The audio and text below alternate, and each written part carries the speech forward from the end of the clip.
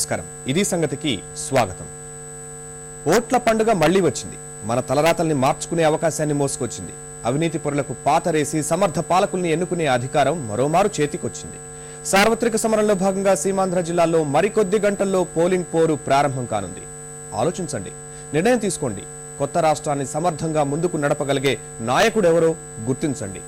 Polling కేంద్రాలకు పోటెత్తి ఓట్ల వర్షం కురిపించండి. సీమాంధ్రను స్వర్ణాంధ్రగా చేసే మహాయజ్ఞానికి నాంది పలకండి. చూపుడు వేలిపై సిరాచుక్కతో సరికొత్త భారతానికి స్వాగతం చెప్పండి.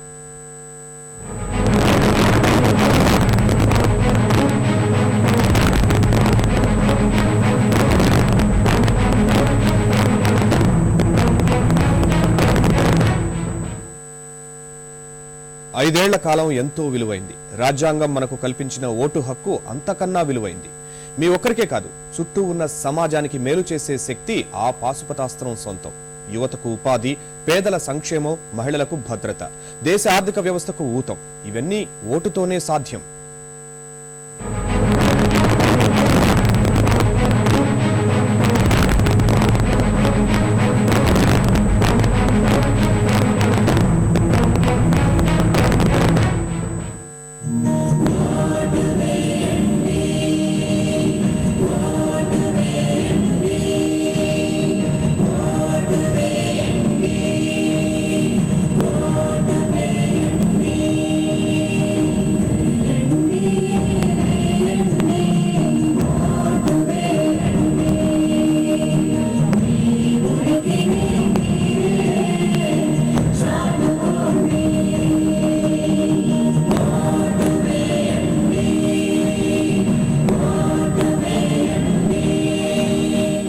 నిజాయితీ లేని నాయకుల భవితకు సమాధి కట్టే ఇటుక ఓటు.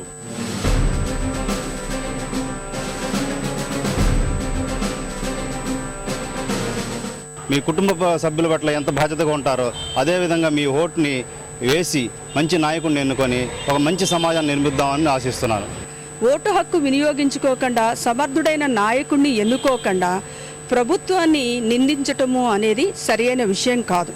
ఈ ఒక్క రోజు మీరు ఓటు అమ్ముకోవద్దు, నమ్ముకొని మీరు ఓటు వేసిన రోజు మీరు 4 అడుగులు ముందుకు వెళ్తారు. అమ్ముకొని ఓటు వేసిన రోజు మీరు 10 అడుగులు వెనక్కి వెళ్తారని మీరు మరీ ఆలోచించి ప్రతి ఒక్కరు మీరు మీ యొక్క పక్కన ఉన్న వాళ్ళని మీరు యొక్క తెలియపరిచి మీరు ఓటును ముందు వేయాల్సిందిగా తెలియపరుస్తున్నాము. అవినీతి వ్యవస్థల దుమ్ము దులిపే చీపురు ఓటు.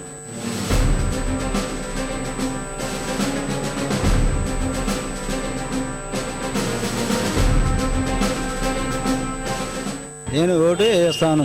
ఒకరోజు వ్యాపారం ఆపైనా మా ఇంట్లో వాళ్ళ ఫ్యామిలీ మొత్తాన్ని తీసుకెళ్ళి ఓటు వినియోగించుకుంటాను, వేస్తాను ఓటు. ఓటు హక్కు వినియోగించుకోకపోతే మనం 2 తప్పులు చేసినట్టు. ఒకటి హక్కు వినియోగించుకోకపోవటం, రెండవది ఆ పార్టీ వాళ్ళు, వాళ్ళ కులం వాళ్ళు లేదా వాళ్ళ ఫ్యాన్స్ వాళ్ళు వెళ్ళి ఓటు హక్కును వినియోగించుకోవడం వల్ల ఆ అవినీతి పరుడు వాళ్లే గెలుస్తున్నారు తప్పించి మిగతా వాళ్ళు గెలవడానికి అవకాశం లేకుండా పోతుంది. కుళ్ళిపోయిన రాజకీయాలకు చికిత్స చేసే ఔషధం ఓటు.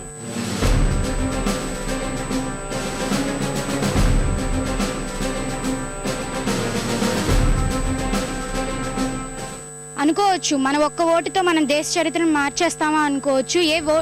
మీ ఓటే మొదటి ముందడుగు ఎందుకు అవ్వకూడదు అనే పాజిటివ్ ఒపీనియన్తో ఆలోచించండి. ఒక్క ఓటు తేడాతో ఒక మంచి బెస్ట్ లీడర్ని మనం ఎన్నుకోవచ్చు అన్న అభిప్రాయంతో ముందుకెళ్ళండి. నోటా అనే ఆప్షన్ వచ్చింది. అది పోలింగ్ శాతం పెంచుకోవడానికి తప్ప లెక్కకు రాని ఓటు మనకెందుకండి? అందుకే మంచి అభ్యర్థిని చూసి ఓటేయాలని నేను కోరుకుంటున్నాను. అభివృద్ధి ఫలాలు అట్టడుగు ప్రజలకు అందించే మార్గం ఓటు.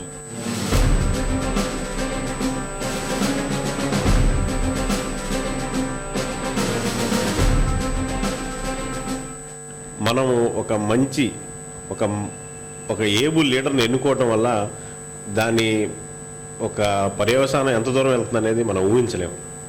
ఒక్క జనరేషన్లో కానీ మంచి నిర్ణయం చేసుకుంటే తరతరాలు కూడా మంచిగా ఉండే అవకాశం ఉంటుంది.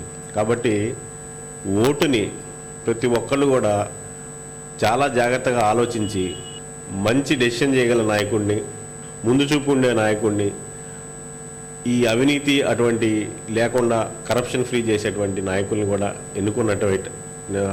చేసినట్టయితే మనకి చాలా లాభం జరుగుతుందని అనుకుంటున్నాను. దేశాన్ని ప్రేమించే సచ్చీల నాయకులను చట్టసభలకు పంపే అధికారం ఓటు.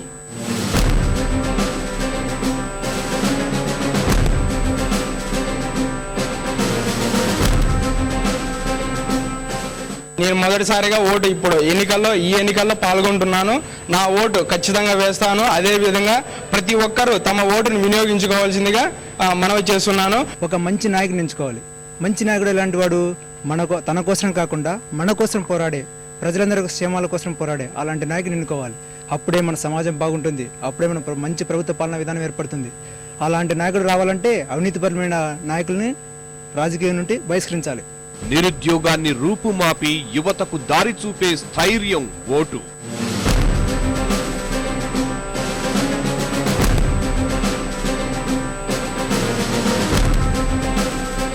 అసలు ఓటు అనేది రైట్గా కాకుండా ఒక డ్యూటీగా పెట్టున్నారండి. మిగతా దేశాల్లో ఏంటంటే ఓటు వేయకపోతే లైసెన్స్లు అవి లాగేసుకుంటారంట. నేను రీసెంట్గా విన్నాను. అది మన ఇండియాలో పెడితే జనాలకు బుద్ధి వస్తుందని నా అభిప్రాయం. మీరు ఫారెన్ వెళ్ళాలంటే పాస్పోర్ట్ కోసం క్యూలో నుంచుంటారు. ఎంత ఎండైనా నుంచుంటారు. 4-5 గంటలు ఒక 2 గంటలు స్పేర్ చేసి ఎలక్షన్ క్యూలో నుంచి ఓటు వేయలేరా? ధన బలంతో రాజకీయాలను శాసించే మదగజాలను నియంత్రించే అంకుశం ఓటు.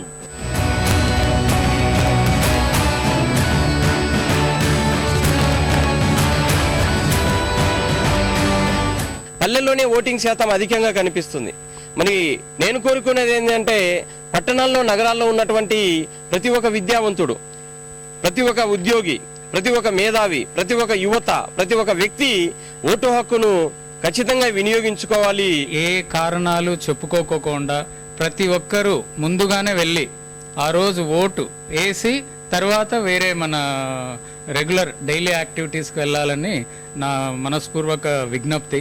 సువర్ణ సుభిక్ష భారతాన్ని తరాలకు అందించే వజ్రాయుధం ఓటు. మనం వేసే ఓటు మనకు అది ఎట్లా తిరిగి మంచి చేస్తుంది అన్నది ఆలోచించి మనం ఓటు వేస్తే బాగుంటుందని నేను మెడికో నందితగా చెప్తూ ఉన్నాను. ఓట్ అనేది it's like your primary responsibility and duty. అది వేయాలి. మనం కంట్రీకి చేస్తున్నది ఓటే. అదే మనకి మంచి చేస్తుంది. 5 నిమిషాలు ఆలోచించండి. 5 ఏళ్ల భవితకు బంగారు బాటలు వేసుకోండి. పోలింగ్ కేంద్రాలకు పోటెత్తండి.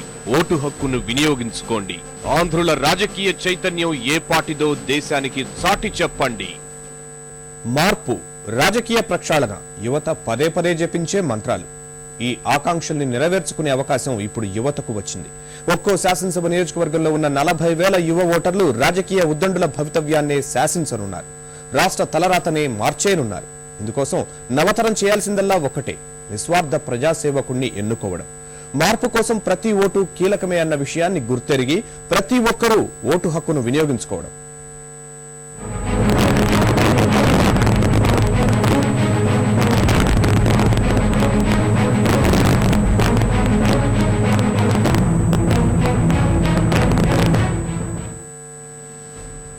యువశక్తితో ఉరకలేస్తున్న నవభారతం.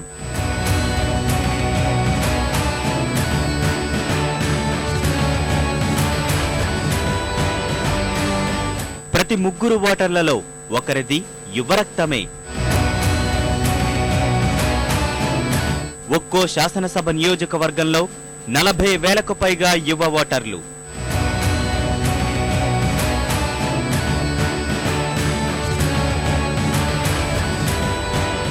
అశేష జనభారతంలో ఇంతటి కీలకమైన యువత సార్వత్రిక సమరంలో ఎలాంటి పాత్ర పోషిస్తోంది? మరి ముఖ్యంగా రాష్ట్రంలో ప్రత్యేక పరిస్థితులు ఏర్పడ్డ ప్రస్తుత తరుణంలో తెలుగు యువత ఏం చెబుతోంది? రాజ్యాంగం ఇచ్చిన హక్కును ఎంత బాధ్యతగా ఉపయోగించుకోబోతోంది? రాజకీయ ఉద్దండులు, నిపుణుల మదిని తొలిచివేస్తున్న ప్రశ్నలు ఇవి. ఓటర్లలో చైతన్యం వెల్లివిరియాలి. పోలింగ్ శాతం పెరగాలి. ప్రతి ఎన్నికల ముందు చెప్పుకునే మాటలే ఇవి. కానీ ఈసారి జరగబోయే ఎన్నికల మాత్రం అత్యంత కీలకం. తేడా వస్తే తెలుగు జాతి ఉనికి అటు ఇటు అయ్యే పరిస్థితి. ఎందుకంటే కనీసం రాజధాని కూడా లేకుండా మిగిలిన అవశేష ఆంధ్రప్రదేశ్ను ఆదర్శ రాష్ట్రంగా తిరిగి తీర్చిదిద్దుకోవడం అంటే మాటలు కాదు. ఈ నేపథ్యంలోనే ఓటు విషయంలో ఏమాత్రం అజాగ్రత్తగా వ్యవహరించినా అది మన భవిష్యత్తునే ప్రశ్నార్థకం చేస్తుందనడంలో సందేహం లేదు. బలహీనతలు అందరికీ ఉంటాయి. కానీ వాటిని అధిగమించడంలోనే వారి సమర్థత బయటపడుతుంది. అందుకు అసలు సిసలైన పరీక్ష ప్రస్తుతం తెలుగు యువత ముందుంది. అర్థం లేని ఆవేశాలకు లోనవ్వకుండా, విలువల్లేని విశ్వాసాలకు బానిస అవ్వకుండా నిక్కచ్చిగా నిలబడాల్సిన సమయం వచ్చింది. కుల మోహానికో, మత మౌఢ్యానికో, వర్గ వైషమ్యానికో లొంగకుండా ఓటు వేయాల్సిన అవసరం వచ్చింది. లేదంటే మనల్ని మనం ఓడించుకున్నట్లే, మనల్ని మనం మోసగించుకున్నట్లే. పరిస్థితులు ఏవైనా రాష్ట్రం విడిపోయింది. మన ప్రాంతాన్ని అభివృద్ధి చేసుకునే అవకాశం వచ్చింది. అది ఆదిలోనే ఎన్నికల రూపంలో. మన తలరాతల్ని మనమే మళ్లీ రాసుకోవాల్సిన తరుణం. ఆవేశాలను వివేచనగా మార్చి, ఆగ్రహాలను విచక్షణగా వినియోగించాల్సిన సమయం. అందుకే ఓటు వేసే ముందు 1కి 10 సార్లు ఆలోచించుకోవాలి. కులం, మతం వంటి సంకుచిత భావాల్లేని సమర్థ నాయకుల్నే ఎన్నుకోవాలి. అలా స్పష్టమైన తీర్పు వస్తేనే సరైన ఆధిక్యంతో సుస్థిర ప్రభుత్వాలు ఏర్పడతాయి. అలాంటి గట్టి పరిపాలన, అభివృద్ధి దృక్పథమే మనకు నవ్యాంధ్రప్రదేశ్ను అందించగలవు. రాష్ట్ర విభజన ఆశల కన్నా సవాళ్లనే ఎక్కువగా మోసుకొచ్చింది. రాజధాని నిర్మాణం, పారిశ్రామిక అభివృద్ధి, ఉపాధి కల్పన, ఇలా ఎన్నో మెట్లు ఎక్కితే తప్ప రాష్ట్రం తిరిగి గాడిలో పడని పరిస్థితి. ఇందుకోసం ఏళ్ల తరబడి అహర్నిశలు మనం కష్టపడాల్సిన అవసరం లేదు. రాజధాని, పరిశ్రమల నిర్మాణం కోసం కూలీల అవతారం ఎత్తాల్సిన పని లేదు. మనం చేయాల్సిందల్లా ఒక్కటే, మన కోసం కూలీలా పనిచేసే సమర్థ నాయకుణ్ణి ఎన్నుకోవడం. అప్పుడు రాజధాని దానంతట అదే పుట్టుకొస్తుంది. పరిశ్రమలు, పెట్టుబడులు రాష్ట్రానికి వరుస కడతాయి.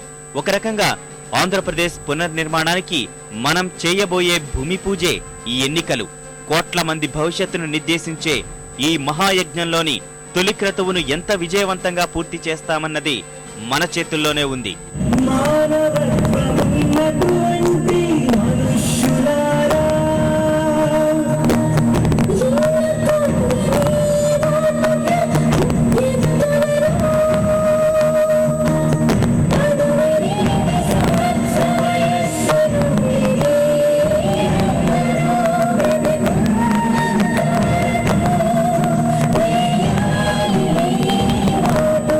దేశాన్ని, మరి ముఖ్యంగా మన రాష్ట్రాన్ని పీల్చి పిప్పి చేస్తున్న మహమ్మారి అవినీతి. ఈ జాడ్యంపై మనం పెద్ద పెద్ద పోరాటాలే చేశాం. సామాజిక అనుసంధాన వెబ్సైట్లలో అవినీతి బకాసురులపై విరుచుకుపడ్డాం. కానీ ఆ స్ఫూర్తి అక్కడితోనే ఆగిపోకూడదు. ఆ చైతన్య జ్వాలలు అంతటితో ఆరిపోకూడదు. అన్నా హజారే కోసం ఉత్తుంగ తరంగమై ఎగసిన అదే ఆవేశం ఇప్పుడు ఓటనే వజ్రాయుధం రూపంలో బ్యాలెట్ బాక్సుల్లో నిక్షిప్తం కావాలి. ధనం, మద్యం వంటి ప్రలోభాల నీడ కూడా పడని స్వచ్ఛమైన ప్రజా తీర్పు ఫలితాల్లో ప్రతిధ్వనించాలి. పార్లమెంటులో దాదాపు 150 మంది సభ్యులు నేరచరితులే. మిగిలిన చట్టసభల్లోనూ అదే దుస్థితి. యావత్ భారతావని సిగ్గుతో తలదించుకునే వాస్తవమిది. ఇంతకీ ఈ పాపంలో కీలక పాత్ర మనది కాదా? మనం ఓట్లేసి పంపితేనే కదా వారందరూ చట్టసభల్లో అడుగుపెట్టింది. ఈ పొరపాటును సరిదిద్ది కునారిల్లుతున్న రాజకీయ విలువలకు కొత్త ఊపిరులు ఊదాల్సిన బాధ్యత మనదే. ఇందుకోసం మనం రోడ్డెక్కి ఉద్యమించిన అవసరం లేదు. నేరచరిత ఎంపీలకు పాతరేసే కొత్త చట్టాల కోసం ఆమరణ నిరాహార దీక్ష చెయ్యాల్సిన పని లేదు. అవినీతి భూతాన్ని పారదోలే ఓటు అనే ఆయుధం మన చేతుల్లోనే ఉంది.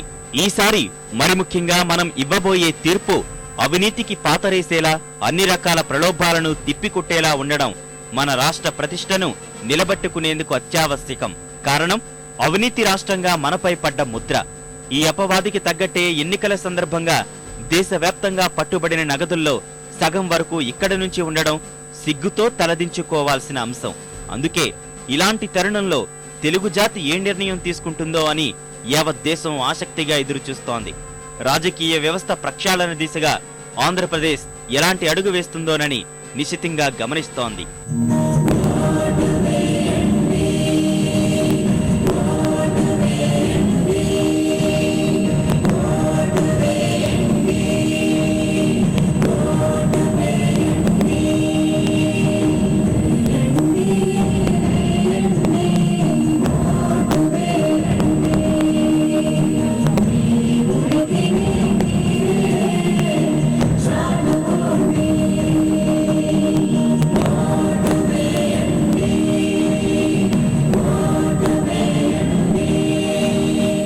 యువత చైతన్యమైతే ప్రభుత్వాల దృక్పథాలు మారతాయి, ప్రాధాన్యాలు, పనిచేసే పద్ధతులు మారతాయి. మనం తెలివిగా ఓటేస్తే, మనం నిద్రాణంలో లేమని తెలియచేస్తే రాజకీయ నేతలు, పాలకులు అప్రమత్తమవుతారు. బాధ్యతతో కూడిన రాజకీయాల్ని పాలనను సాగిస్తారు. మళ్ళీ వచ్చింది అవకాశం, గొప్ప మార్పు తెచ్చేటి మన కోసం. వచ్చే వచ్చే వచ్చే నోయి మళ్ళీ మనకై వచ్చే. మళ్ళీ వచ్చింది అవకాశం, గొప్ప మార్పు తెచ్చేటి మన కోసం. మేలుకో ఎలుకో నిన్ను నీవు ఇక ఫోటుతో మార్చుకో తలరాతనిగా. నోటుకే లొంగితే బ్రతుకే అడగారెనుగా. ఈ విషయాలన్నీ మన యువతకు తెలియదా అంటే తెలుసు. కానీ ఓ రకమైన నిర్లిప్తత, నా ఒక్క ఓటే కదా వేయకపోతే ఏమవుతుందన్న భావన, ఆ నిర్లక్ష్యమే ప్రజాస్వామ్య స్ఫూర్తికి తూట్లు పొడుస్తోంది. నియోజకవర్గంలో ఉన్న ఓట్లలో 8% రానివారు కూడా ప్రజా ప్రతినిధులుగా చలామణి అయ్యేందుకు కారణమవుతోంది. మనం ఓ చిన్న పరీక్షలో ఉత్తీర్ణత సాధించాలంటేనే 35% మార్కులు రావాలి. కానీ కొన్ని లక్షల మంది గళాన్ని చట్టసభలో వినిపించే వ్యక్తి 8% ఓట్లతో ఎన్నికవడం ఎంతవరకు సమర్థనీయం? అలాంటి వ్యక్తి ప్రజా సంక్షేమానికి ఏం చేస్తాడు? అందుకే ఈ పరిస్థితికి అడ్డుకట్ట వేయండి. ఓటరుగా నమోదవడంలో చూపిన చైతన్యం, ఉత్సాహాన్ని పోలింగ్ రోజున చాటండి. ఓటు నా హక్కు, నాకిష్టమైతే వేస్తా, లేదంటే లేదు అంటే కుదరదు. నేతలందరూ ఒక్కటే, వారికో ఓటేసేందుకు నా సమయం ఎందుకు వృధా చేసుకోవడం అన్న భావన సరికాదు. మీకెవ్వరూ నచ్చకపోతే ఆ విషయాన్ని స్పష్టంగా చెప్పేందుకు సుప్రీంకోర్టు పుణ్యమా అని మనకు అవకాశమొచ్చింది. అదే నోటా. అభ్యర్థి ఎవరూ సరైన వ్యక్తి కాదనుకుంటే వెళ్లి కనీసం నోటా అయినా నొక్కండి. ప్రస్తుతం రాజకీయ వ్యవస్థపై మీ నిరసనను తెలియచేయండి. ఎందుకంటే హక్కులే తప్ప బాధ్యతల్లేని యువతరం దేశానికి భారమవుతుంది. మనం అలా కాదని నిరూపించాల్సిన బాధ్యత మనపైనే ఉంది. అందుకు మార్గం ఒక్కటే, వెళ్లి ఓటెయ్యండి. ప్రజాస్వామ్యంలో కీలక పాత్ర పోషించేది ఓటు. అలాంటి శక్తివంతమైన అస్త్రాన్ని అంగడి సరుకుగా మార్చేశారు కొందరు మేతాశ్రీలు.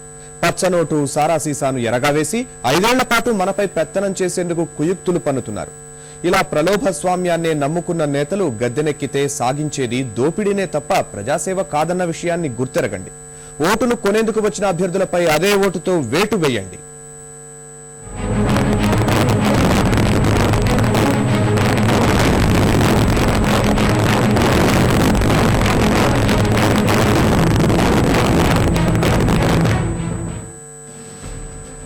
రాజకీయం ప్రజాసేవకు ఓ దృఢమైన వేదిక. కోట్లాది మంది ప్రజల భవిష్యత్తును నిర్దేశించే చట్టసభలకు ముఖద్వారం. ప్రపంచంలోనే అతిపెద్ద ప్రజాస్వామ్య దేశమైన భారత్లో మాత్రం రాజకీయాల పరిస్థితి పూర్తి భిన్నం. రహస్య అజెండాలతో ఖద్దరు చొక్కాలు వేస్తున్న కొందరు బడా వ్యాపారులు, పారిశ్రామికవేత్తలు కలిసి విలువలకు ఏనాడో తిలోదకాలు చేశారు. ఎలాగైనా సరే అధికారంలోకి రావాలన్న తలంపుతో విచ్చలవిడిగా డబ్బు వెదజల్లుతూ ప్రజాస్వామ్యాన్ని ప్రలోభస్వామ్యంగా మార్చేశారు. దాని పర్యవసానమే ఎన్నికల ముందు ఎక్కడికక్కడ భారీగా పట్టుబడ్డ అక్రమ నగదు, మద్యం.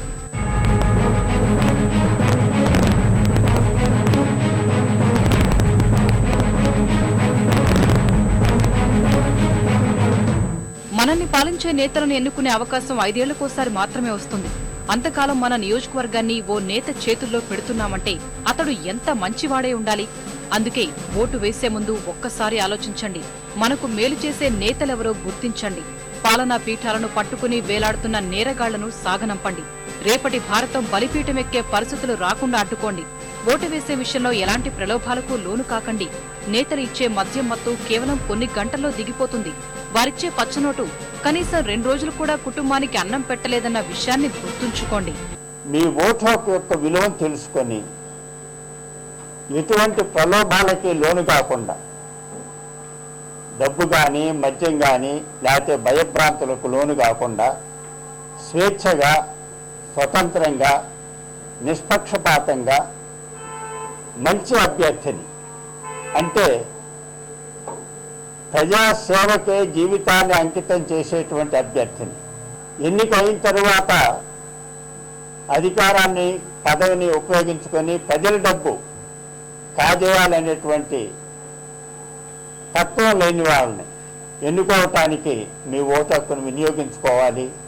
ఓటుకు 500 పంచే నేతలు ప్రజాప్రతినిధులుగా ఎన్నికైతే తర్వాత మన సొమ్మే మేస్తారు. పచ్చ నోట్ల పెట్టుబడిగా ఎమ్మెల్యే అయినవాడు నోట్ల కట్టలు సంపాదించడానికే ప్రాధాన్యమిస్తాడు. మన సమస్యలు గాలికి వదిలేస్తాడు. 5 ఏళ్లు మన నెత్తి మీదే ఆడతాడు. 500 ఇచ్చి ఓటు కొనుక్కొని 1825 రోజులు మనల్ని శాసిస్తుంటాడు. అంటే రోజుకు 27 పైసల కోసం 5 ఏళ్లు ఓ నేతను భరించటం ఎంత అవివేకమో ఆలోచించండి.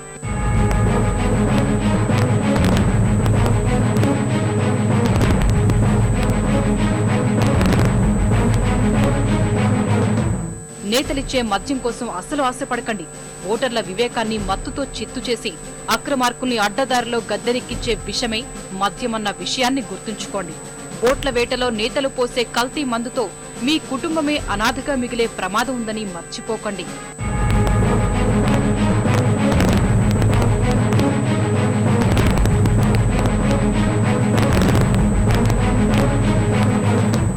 ప్రలోభాలతో ప్రజా తీర్పు ప్రభావితమైతే ఎలాంటి ఏలికలు ఎన్నికవుతారో ప్రస్తుత దేశ రాజకీయాలను చూస్తే స్పష్టమవుతోంది. ముందు నాగలి ఎలా వెడితే వెనక నాగలి కూడా అలాగే వెడుతుందన్నట్లుగా దోపిడీ మరిగిన నేతల దారిలోనే అధికారులు పయనిస్తున్నారు. పట్టణాల నుంచి పల్లెల వరకు బల్ల కింద చేయి పెట్టందే ఏ పని కావట్లేదు. మంచినీటి కనెక్షన్ కోసం లంచం, భవన నిర్మాణం కోసం లంచం, కరెంటు కనెక్షన్ కోసం లంచం, ఇలా నిలువెల్లా లంచాల విషం నింపుకున్న అవినీతి అనకొండల్ని తరిమికొట్టగలిగే శక్తి ఒక్క ఓటు హక్కుకు మాత్రమే ఉంది. అందుకే కదలండి, సమర్థులకు ఓటు వేసి ఎలాంటి ఢోకా లేని 5 ఏళ్ల కాలానికి బాటలు వేసుకోండి. ఇది ఇవాల్టి ఇది సంగతి. మరిన్ని విభిన్న అంశాలతో రేపటి ఇది సంగతిలో కలుద్దాం. నమస్కారం.